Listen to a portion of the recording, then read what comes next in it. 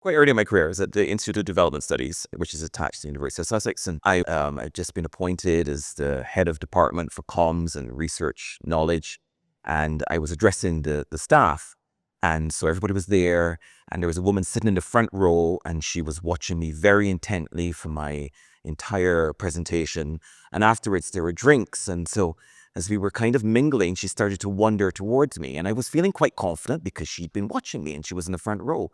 And I said to her, so you enjoyed that, did you? And she said, well, to be honest, I spent the entire time trying to figure out where you're from. And I don't remember a single word that you said now.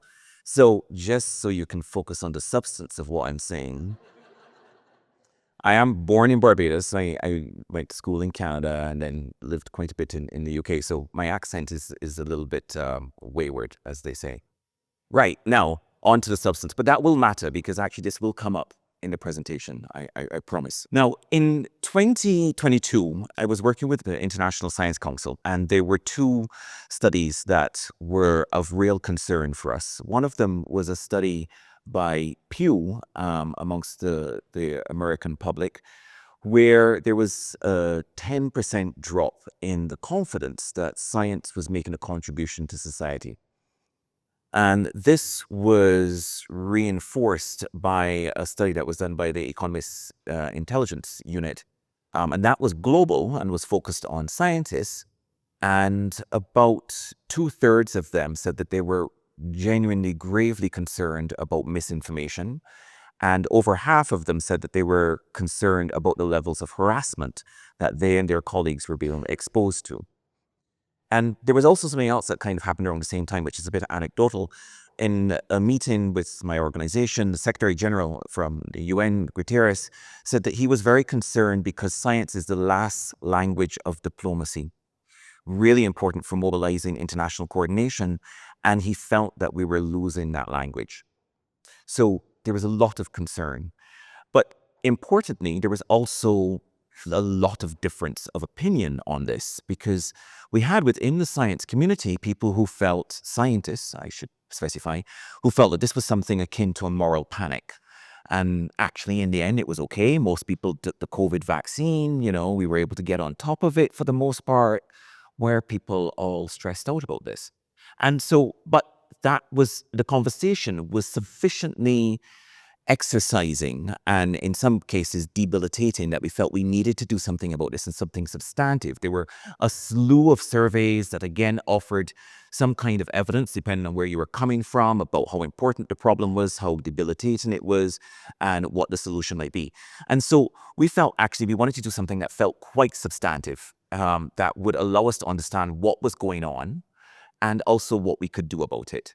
And I was personally quite concerned that in the midst of all of the conversation, that we did something that felt a bit, I don't want to use the word definitive, but certainly felt like it would take the conversation on. And I had a personal marker for this because I have an uncle, he's a lovely man. He would do anything for you except shut the hell up. And I was thinking, I don't want a report that feels like it could have been written by him. And so what we did is that we decided we were going to do a report which focuses on two things. One is to draw on empirical evidence as far as we could. And the second was to really try to pull together really a cross-section of experts. So we wanted to be able to draw on cognitive scientists. We wanted to be able to draw on philosophers of science. We obviously wanted to draw on media practitioners themselves, influencers. We had a great range of people that we were keen to engage with. And so we convened with the UNESCO Chair for Science Communication, a body, a technical group, to basically develop this report. And the report had a peer review group of 12 people internationally. We had 2 roundtables with about just under 30 scientists. We also had, and this is crucial, what we called a user group. And here what we were looking at was, because it was focused very much on multilateral policy. And again, this was kind of coming from what we saw as a mandate from the UN. So we were talking to various UN agencies and what we call the line ministries. So looking at ministries of health and in some cases, ministries of agriculture in a few countries. And they became really important for us as benchmarks. Anyway, and this produced this report, which I'm going to talk to you a little bit about. what I want to do is to extract from the report a few things which I think are important. And that is to understand really what do we mean when we talk about trust? How does that function basically in reality? And then something about what the implications might be for the kind of work that those of us in this room do. I say it's not definitive, but it is meant to take the conversation on a bit. And I am going to offer up some ideas about what it might mean in terms of practical steps and strategy. So this is kind of where we start. It's the conventional model. And we know that people actually, when you put them on camera and you ask them about science communication, they will say nice things about, oh, actually, it's meant to engage the community and so on. But in practice, there are many, many examples. It's like the more money you have and the more people you mobilize, the more likely you are to default to this model. And as you can see, it's a very linear model. You have the scientific production, and then there is this kind of process of progress that goes basically to consumption or uptake. Research uptake is a word that's often used. And in fact, it's very revealing because what you have here is something that's really focused on compliance. And the idea that we do science, it's good. Once we roll it out, people will take it up, and that's how we deliver public goods. Sometimes we might bypass the policy stuff because it's so good. And and we see lots of examples around this. And AI at the moment is probably in many ways a pretty good example of this, where it's not always being mediated through policy, because actually there's a lot of enterprise and that kind of stuff. Those are the words that people use. And it's generally seen to be, yeah, it's a good thing as long as, the public like it and it's doing good stuff. But we became very concerned actually about the extent to which this kind of model was really taking hold. And what we did was to kind of break that down and say, okay, this is the kind of philosophy that underpins that model. And there are a few things about this which are really important to note. On one side, you see here, there's a kind of static block around the public. On one end, you have high trust in science, and those people, if they do what's natural, will basically have high acceptance of science and technology. And then you get people who have low trust in science, and they will tend to generally not accept or take up high levels of the science at a high level. So it's basically a kind of an idea that you have a block of public, a block of science, and that there's a very natural kind of relationship between the two. Occasionally, there is a problem where there might be some kind of interference or manipulation, and then you go from high trust to low uptake because somebody is telling you something that's not right, or there's a problem there, right? And so in this regard, what you see is that you're taking a position which is fundamentally about levels of appreciation, as we call it, or there's another thing is actually a deficit of appreciation or a deficit of education about what science can do. And that's really what's important. And the other is to immunize people against the kind of misinformation which could actually interrupt their natural, sensible, rational uptake of science. And that's the kind of conventional model that we see behind a lot of big campaigns. As you can anticipate, this is a little bit problematic and it can be quite challenging.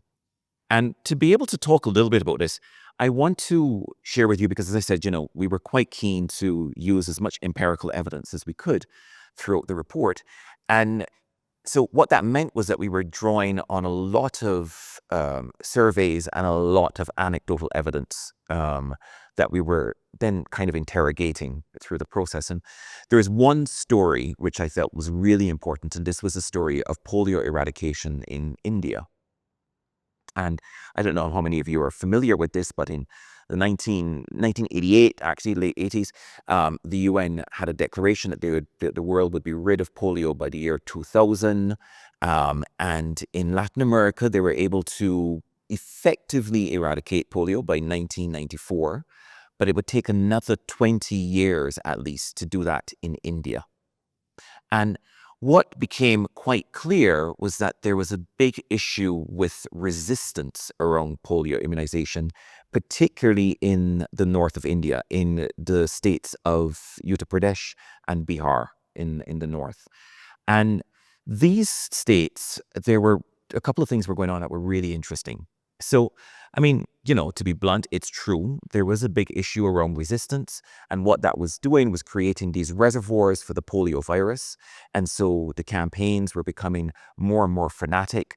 There was more and more political mobilization actually around this challenge, both within the Indian government, but also across the various donors that were invested in the polio eradication campaign, including, of course, WHO, the Gates Foundation, who were huge funders of the polio eradication campaign at the time. And it was becoming a bigger and bigger international thing, a crisis. So what was happening in UP, in Bihar? So you had this resistance, and the resistance was coming from a few things. First of all, it's worth talking about the framing of what was going on. So these are states in India that were particularly impoverished and had very large populations of chronically poor communities. And they were not exposed to what they would call routine immunization. So this had been identified. Polio was a priority, actually, and so there was a great deal of effort put in to provide particular immunization around polio. That was how it began. And people were kind of like, huh? But, we have all this other stuff going on as well. What's going on here with polio? Which leads to another point, the other issue about resistance, which is that there was quite a lot of distrust, especially because in these particular states you had Muslim majority communities. And they had a history in the 1970s of forced sterilization by the government. And this was still very alive for some people. And so it felt odd that actually there was this drive for this one particular disease when they had other issues going on within the public health sphere in these particular states. Then the other thing which was really crucial was that you had actually people who were still getting polio even after they had been vaccinated. And in this particular case, what was happening was that you had a vaccine that had been developed, which was proven to be ineffectual in the particular circumstances of these particular states. And so they had to change basically from trivalent to bivalent vaccine. Now, I mention that because that is important to recognize an issue around the uncertainty of the evolving science, all right? So what we have here was a very rich mix of factors that were affecting the rollout of science and trust in science in this particular context. What they ended up doing was actually redesigning the vaccine, changing the vaccine protocols, and changing their communication campaigns around these particular states. Because what we find is in that particular context, it was revealing a few things that were really important for us and which, in fact, had some resonance across other case studies that we started to explore. And the first is recognizing that people are not actually part of a block. That where you begin depends on, in terms of your engagement with science or technology, depends on a variety of factors. And it's shaped basically by where you might be within the economic order. It's shaped on the particular location that you have within your culture. It depends on experience and local knowledge. It depends on your own identity and how that actually positions you relative to the actors around science. So there are lots of things that will determine where you are, and this will change from one to the other. Because crucially, one study that we reference quite a lot was done in Australia and New Zealand, and what they found was that actually people who were big proponents of the COVID vaccine were not necessarily big proponents of action on climate change. So it is possible that you could believe quite strongly in science on one issue, but be really quite skeptical on another. And so this kind of thing here becomes really important because you realize, okay, so why is that? Because it depends on your particular position in society and on the issue. And why it depends on the issue is then in the second set of factors here, because it depends on the framing, as we call it, the policy framing. So if we look, for instance, just going back to the example with polio in India, the idea that this was framed as a priority health immunization issue was already problematic in the context of communities where there was no routine immunization. They felt, okay, this is obviously serving somebody else's agenda, not mine. Then the other issue that is worth pointing out here is the perceived net benefit to individuals. And this is actually a perfectly rational thing. And we see this all the time. We make a decision about a particular policy outcome, a particular innovation in terms of the extent to which it's going to affect or benefit me. And this is perfectly reasonable. And it doesn't mean that you actually think that science is rubbish. It doesn't mean that all scientists are out to get you. It just means, yeah, on this, not so much. And I'm sure that if you take a moment, you can think about that, where there has been some particular innovation in science, some particular innovation in technology, where you think, yeah, I'm good, cheers. And then the third area is about information. And here the issue is about access to information. And I'm sure you've heard about the digital divide, that term which is preserved since the 90s, which is that some people will have access to quite a lot of information. And even when you have access to a lot of information, you will still not be in a position where you're able easily to distinguish across all of it. Because as Noam Chomsky said back in the 1980s, nobody wants to come home and do a PhD just to figure out what happened in the world on that day. So what happens is that you have your sources that you go to, the sources that you tend to rely on. And then it depends on what that means about what access you have, what access they in turn have, and then other factors that I'll get to in a minute. But those are the kind of what we call factors that contribute to how you might then position yourself around your acceptance on this end, this block here. Now, this here was the slide that the diagram that we came up with, and it's the counter to the really simple linear diagram. So I can appreciate the simple linear diagram is much easier to negotiate when you see it on a slide. This is much more complicated, but then that's the real world, right? It's kind of messy. But there are actually three things that I really want to make a point of. The one just here on the left is about, it's called scientific research and its products. The next circle here is the policy interface. And here we talk about framing, decision-making, dialogue, dissemination. And then we have societal impacts, this circle down here. And the first thing to note is how these three circles are interacting, right? Because what's happening, just to put this in really simple terms, is that societal impacts are identifying, okay, what policy we might want to focus on, what policy needs to do, and it's also determining what science is doing in terms of where the focus is going. And you see that, I mean, a really concrete example, of course, is COVID vaccine. But there are many instances where we see science, research, including technology, responding to societal discourse, right? And similarly, societal discourse shaping policy, policy shaping societal discourse, there's a whole set of interactions going on.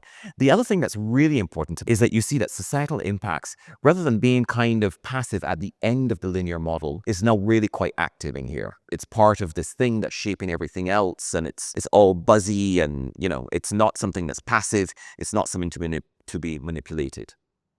And the third point I want to make, to really draw attention to, is that there's no longer this kind of idea of society as a block where people are determinedly educated or uneducated, aware or unaware, that what you have now is compliance and resistance being part of the same coin, as it were, and that people exercise that all the time in a way that's perfectly rational. And it's not that only certain kinds of people resist and only certain kinds of people comply, but that actually people are making what they see as a perfectly rational choice around how and when and where they might comply or not. So this grayed out space is what we call here spaces of contextualization, because that's what we call the report, the contextualization deficit. Because what we see is that this is not really a problem of trust, it's a problem of contextualization.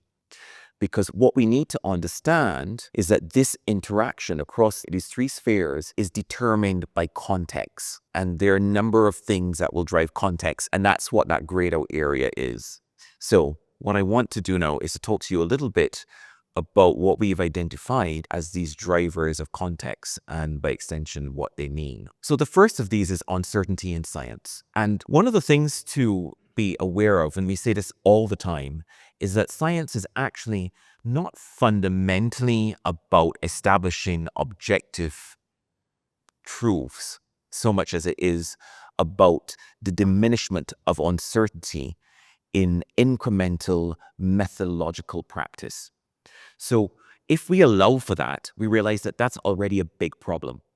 Because, and I see this all the time, people are like, oh, but if y'all scientists can't decide what it is, then why should I listen? And that's a real problem. But it is an inevitable consequence of the way that we build our communities and our body of knowledge, is that there is a review, there is a contestation, and that we have to be really very careful about how we go about determining the absolute truth for our hypotheses. But this, as I say, is an issue when it comes to communicating to the public. Expert disagreement, big issue. The other thing is that actually, we are naturally going from the real world to the lab because there are real ethical consequences. You can't just go and start testing everything in the real world. And one of the examples of that is what we determined before with the trivalent vaccine around polio. So they went from the beginning, the polio the vaccine protocol was just bring your child out 2 drops twice and you're good.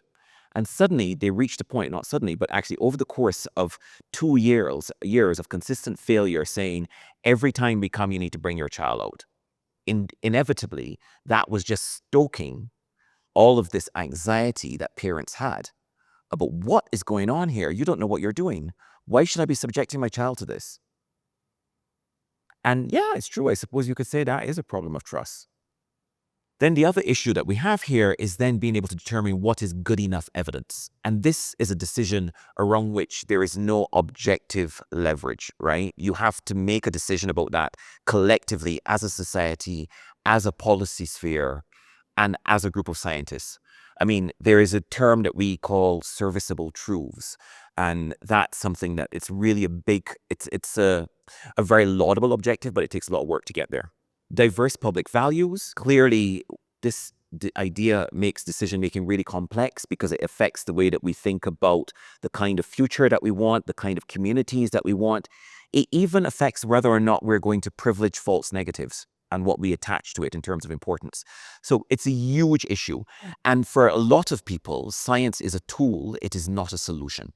Then we come to the public's relationships with institutions, and this is really important. What I often say to people is that, most of us don't experience science as a block of practice, but we experience science as a set of issues and mediated by various organizations or institutions.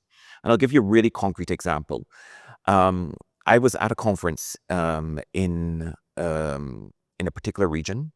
And we were talking about this, about, the public value of science and the importance really of policy interface. And there were folks actually in this space and they said, yeah, that's all well and good, but in our country, if our government tells us to do something, we're going to be wary about that instantly. And so what we need to be aware of is that actually folks will have different ideas about the institutions that they're working with. And so the example that I use, again, going back to polio, is that in those Muslim majority communities, they were instinctively wary when it came to public health policy because of the experience of the 1970s. And we know that there are other examples of this across the world with particularly marginalized communities. And that is what builds identity, because actually it becomes part of how you reinforce your identity.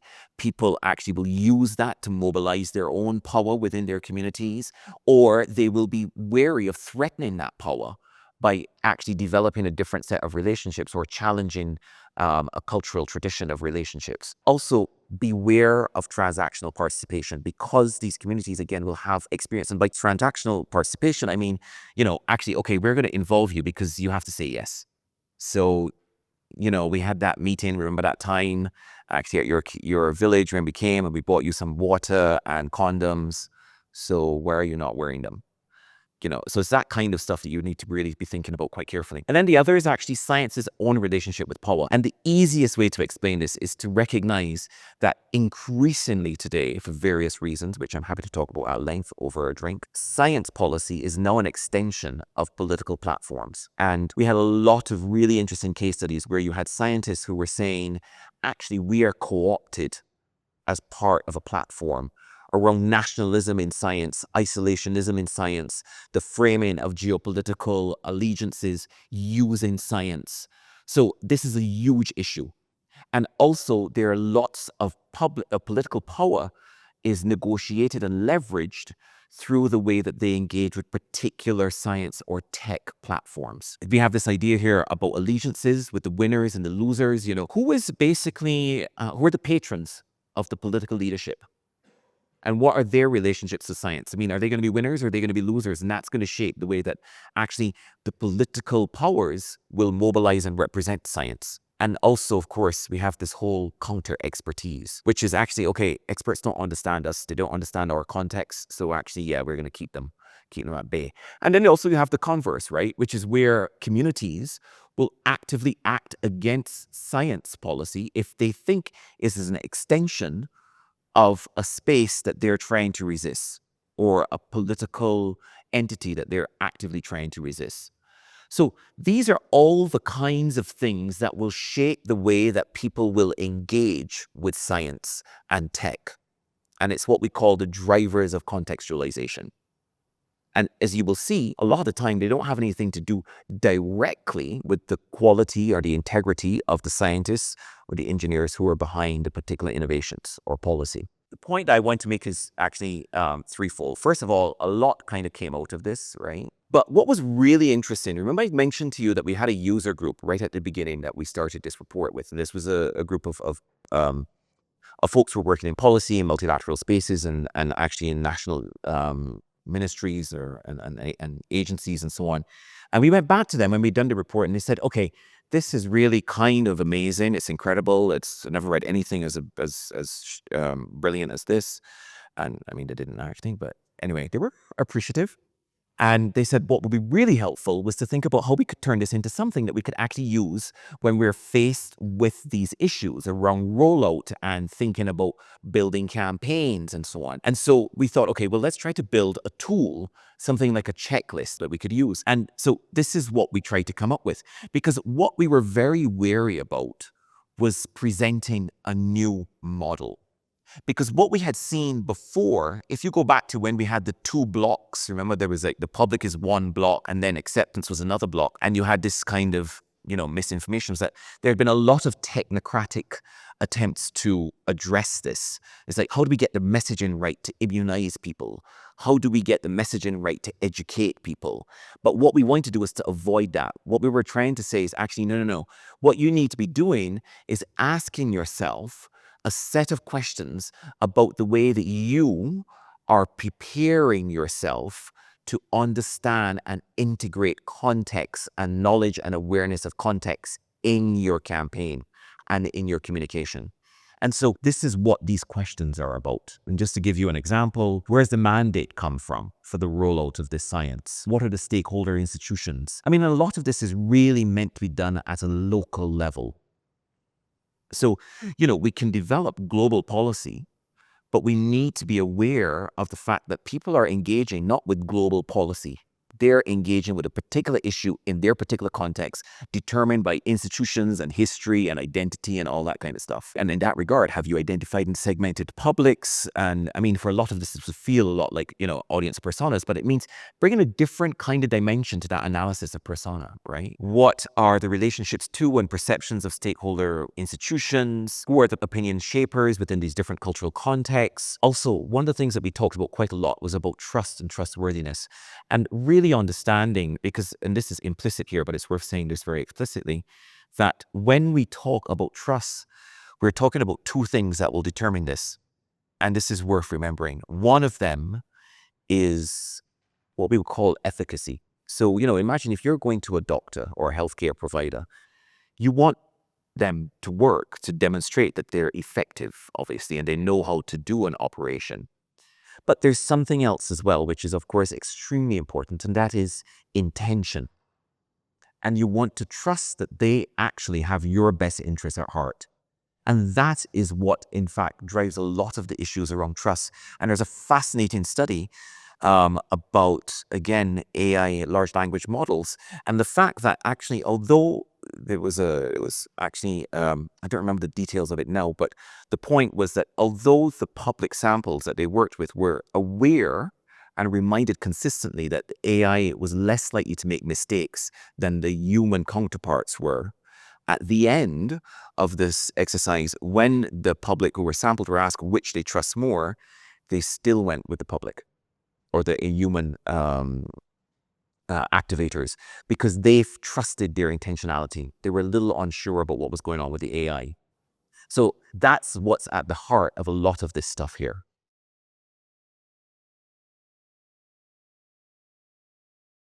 With the vaccine, there's aerosol in the room right now, so that's an immediate concern. Climate change, well, there's no wildfire today, but maybe tomorrow, maybe next week.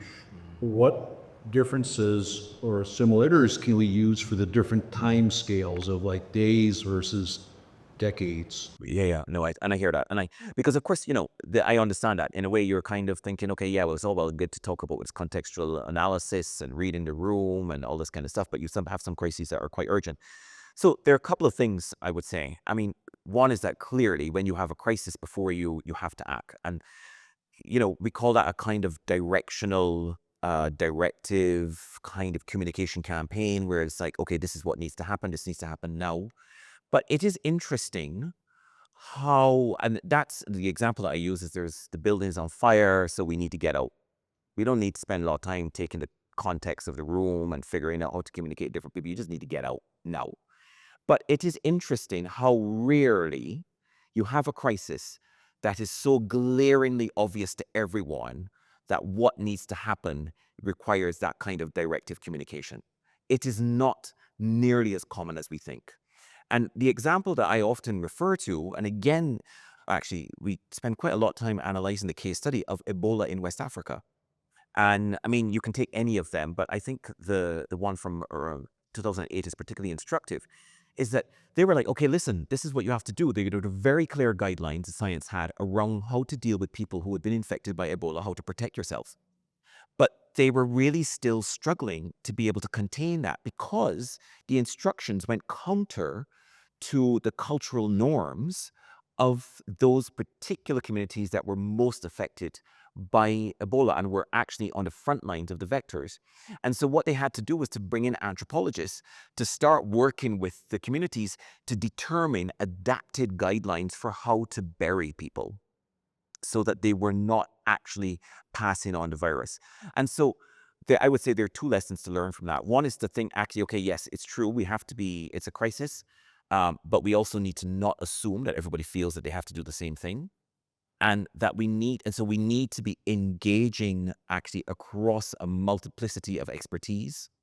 But the second thing about that is that it's really important for scientific institutions to be aware of the value of always investing in trustworthiness. And you cannot wait and think it's going to be imbued on you when it is right and necessary. But we have to be thinking constantly about this as a non-negotiable as part of our work in around science communication and around campaigning. On that topic, what kind of initiatives have you done at C&EN to further build trust? Like, what are your top priorities when it comes to building trust in science? I mean, I have to admit, I've only been there for 6 months. Although C&EN has been around for 101 years. And so there are a couple of ways to answer this. The first and the most straightforward is that there's actually in media development now, there's a particular way that they have moved towards trustworthiness as a marker in journalism. And they have moved away from this idea of thinking about particular products of journalism as trustworthy and looking more at the process. And this goes back to the question before. So it's looking at the practice of journalism, the extent to which you can demonstrate who your ownership is, how you are funded, how public are you about this, also how you reflect transparency in the way that you practice and correct your journalism. And that then gets what they call a trustworthiness marker. So we're working with the Journalism Trust Initiative, basically, to get to one of these markers. So that's something that we've initiated. But also, what we're thinking about quite carefully is being really focused on our communities. We've done a lot of work in the last 6 months about segmenting audiences and audience persona, and then being really quite clear about how we are engaging with them quite specifically, and doing that really across differentiated platforms is the idea. Just a question, because I'm not familiar. Is there any research being done into the idea of language and how language impacts science communication? Because I know that some of the barriers that I have in my own life, just anecdotally, is that scientists communicate and use words and language in a different way than colloquial speakers do. And that can sometimes create miscommunication between science communicators and the public. And has anyone ever done any studies on this or, what Yeah. was being done in that space? Sure. I mean, and there have been studies, and you will find lots of guides about how to use language to support translational stuff. But this goes back to what I was talking about earlier, right? That in fact, when it comes to talking about science communication, building trust, and even that verb already is kind of illuminating. Um, there's been a lot of focus on technocratic fixes. Like, yeah, well, if you use this language, that will help, and then it'll be better. And it's like, well, yeah, no, this kind of the medium is the message a lot of the times. And so you could use the right language, but if people don't trust your intention, if there is history there, or if they feel, actually, yeah, I hear what you're saying, but on the whole, no, then there's going to be a problem. I mean, a good example is basically in the Philippines when they had the super typhoon. Actually, this is, I think, going back about 10 years ago. They went to, the communities around, the fishing communities around the edge. They said, actually, listen, there's going to be a storm surge. The meteorologists have done the modeling. It's going to be a storm surge. You need to beach your vessels. And they said, actually, yeah, no, you're not from around here. And that's not the way it works. We've had storms before. It's not been a problem. And unfortunately, it was particularly devastating. So this is why I'm saying you really need to be thinking, I recognize that language is important, but that's just the beginning. Actually, there's a lot more contextual analysis that we need to be aware of. And by extension, then thinking about the partnership and so on that will support the use of language and what the medium is that we're communicating. Yeah, I think her point was excellent. That's very true in terms of communication. And I'll share just from my own experience. When whether it's working with brands or just trying to explain something scientific to the masses of followers, it's like this, and this is my analogy. If you tell people, don't touch a stove because it's hot, and let's say that's, you're teaching them something scientific. And they're like, "Oh, okay, I'm not touching the stove." But then someone touches it and like, "Wait, it's not hot." They're like, "That's false. Why did she say that?" "Okay, that's false. That's false science." But if you tell people how a stove works, that's going to change and how they see why a stove would be hot. And I've worked with brands where I try and explain this because a lot of times it's like, just say this message, just say this. But can you know, especially those that don't have a science background in communicating to get that trust, explain a bit more so that they can come into the conversation on learning the science. And I don't think we give a population of people much credit to that fact. And I don't know if that's something that you've seen in your own. Yeah, no, I mean, I would agree with that. And I think, as you say, the point is to kind of credit people with some intelligence. But also, it's a really good example, actually, because, the thing is, once you've said, don't touch the stove, it's hot, and somebody touches it and it's like, oh, wait, it's not hot. And they're like, no, well, it will be hot. I was like, yeah, right. Okay. So, already your job is now much harder. And then suddenly you're like, yeah, they don't trust the science. And it's like, well, no, this is what happened. You told them it don't, and it's not hot. And I was like, no, you're trying to get them to, and it's like, suddenly it's all complicated.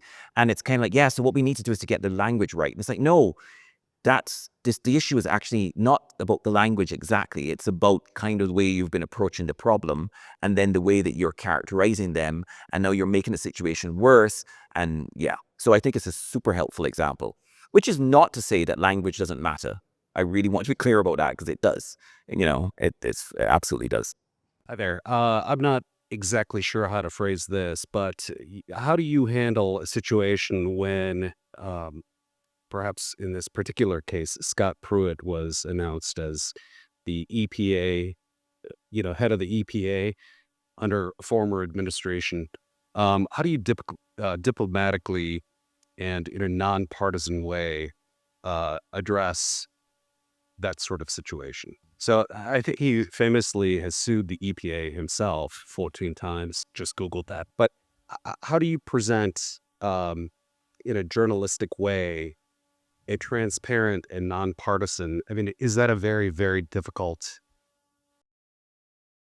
There are many ways to answer that. So, from a journalistic perspective, it's not really a problem for us because we don't feel beholden to the EPA particularly, right? And so we're going to be interrogating that in a really straightforward way. But I'm assuming what to me is what's interesting about the question is, How do you deal with that? Imagine that you are invested in the EPA, you're part of the EPA, and you're thinking, actually, how are we going to sort of make sure this doesn't undermine our credibility with particular groups, right? Which is where I think it gets really interesting. But this is where I feel we can fall into one of the traps that we tend to when we think about trust in science, which is to think about quick fixes. And it is a long game. And there is no one thing that you can do and you can say, okay, that's it. I've put the trust in the bank and I'm good. And I think that really what we need to be thinking about is a sustained engagement with the kinds of groups where it's going to be particularly problematic. And thinking again from the perspective of one of the issues that you have there is this thing that we refer to about science's own relationship with political power, and being aware that's something that if I'm working in the EPA and I'm thinking actually as a trust issue, this is something that we need to be alive to. Now we need to start thinking this is a group, there's some groups here where this is going to be particularly a problem, and we need to be engaging these groups consistently because people are not stupid. They're going to know, well, obviously, yeah, you're going to have some kind of political patronage going on, but how do I know that in spite of that, you guys have still got our back? And that takes a long-term relationship building, and it could flip, the other way. It could be, so there's no quick fix around that. It's just kind of, you have to be really mindful of who are your constituencies, really mindful of what they're saying, what are the kind of narratives that are having traction with them and which could be problematic from a collaboration perspective, not even thinking of uptake, just thinking about collaboration and framing it that way, which allows more possibility, but also, I guess in the end, the chance for a bit more efficacy. Okay, thank you.